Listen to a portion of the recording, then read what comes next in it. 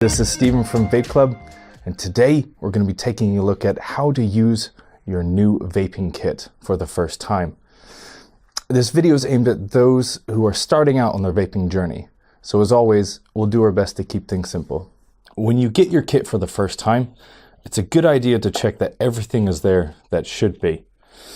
We always recommend taking a look at the manual and giving it a quick read through if you're using it for the first time.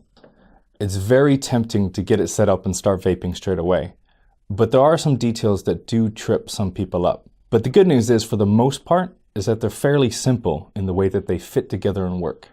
Once you've checked that everything is there, it's probably a good idea to go ahead and put your battery on charge. Most devices will have an LED light that will show you when it is fully charged. You can actually check the manual to find out what lights correspond to what.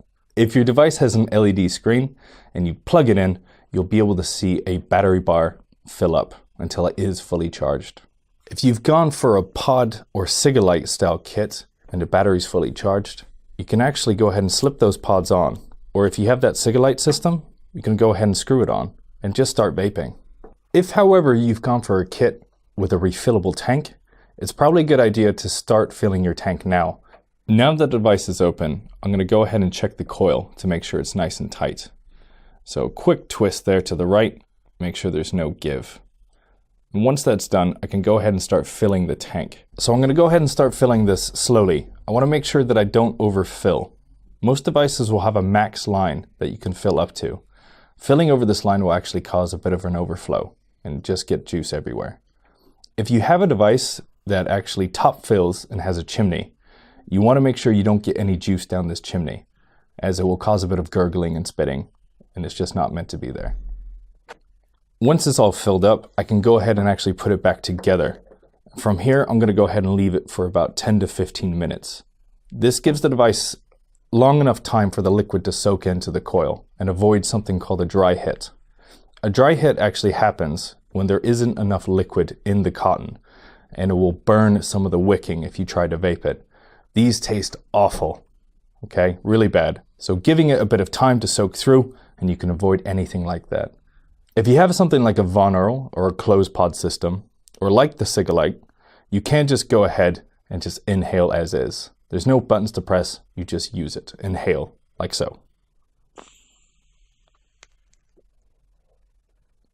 Simple as.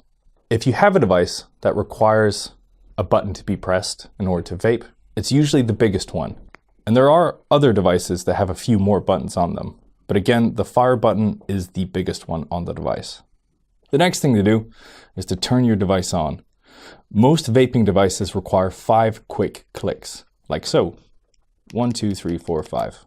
There you go, all turned on. Some devices use 3, but mainly it is 5. If you're ever in doubt though, do check your manual. So you have your device and you're just about ready to start vaping. But now the question is, what power do I have it on? What I like to do with this particular kit is I like to go down to the lowest wattage possible.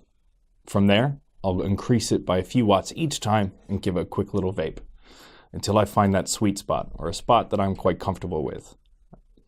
I don't want to go too high on the power because it might lead to damaging the coil or giving what's called a burnt hit or dry hit that we mentioned earlier. So I want to find the comfortable point and then stick with that. Because vaping doesn't burn away like a cigarette, you might find your device is just glued to your face and you start vaping a lot more. This has its own drawbacks. You might find that you start getting nicotine headaches because you're just using it too much. So a general rule of thumb is that if you've needed 5 minutes in the past for a cigarette, you might need about 10 minutes of vaping just to get the same satisfaction. If you feel you're vaping a bit too much, leave about 10 to 20 seconds between each puff and ask yourself, would I go for a cigarette right now if I didn't have this? And if you would, go ahead and vape a little bit more. And if not, just put it down for now. When you're more used to the way vaping feels, you can start taking longer or harder pulls if you wish. If you have a device that has a few more settings, you can start off on a low power and work your way up to a setting that feels satisfying for you. Lastly, and it does sound kind of silly, but we should mention how you inhale on your device. So we mentioned before about the Cigalite style devices. They're similar to a cigarette because they have a mouth-to-lung style vaping, in that you inhale into your mouth and then it goes into your lungs. If you have a more powerful device, or a sub-ohm device, they have a slightly different style of inhaling. This one's called direct-to-lung vaping. Quite simply, it's just like breathing in.